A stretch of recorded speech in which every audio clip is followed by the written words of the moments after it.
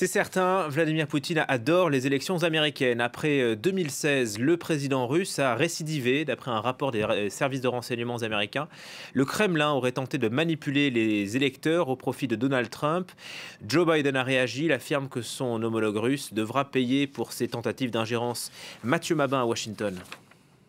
C'est une posture un peu surprenante dans la tonalité, en tout cas, et surtout risquée pour Joe Biden, qui défie clairement et à nouveau Vladimir Poutine. Joe Biden, à qui l'on reproche quelquefois son âge, est effectivement un homme de la guerre froide, ou en tout cas renoue avec la communication de l'époque. Joe Biden affirme bien connaître Vladimir Poutine. Il a effectivement pu regarder la diplomatie russe imposer sa volonté à plusieurs reprises à l'administration de Barack Obama.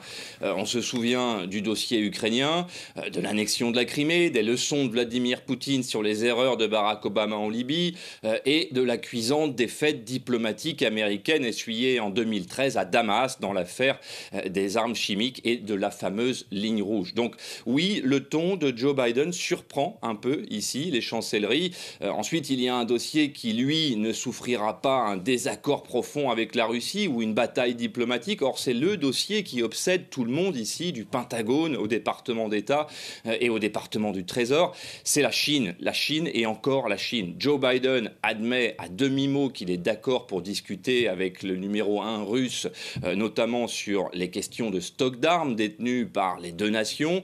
Mais pour Anthony Blinken, par exemple, le chef de la diplomatie américaine, l'urgence, c'est d'abord de faire face à la menace économique, politique et militaire que constitue le géant chinois. Or, selon lui, le seul bloc qui peut faire face à Pékin à l'avenir est un bloc américain, européen et russe, évidemment. Or, dans ce dossier, le dialogue est effectivement totalement au point mort.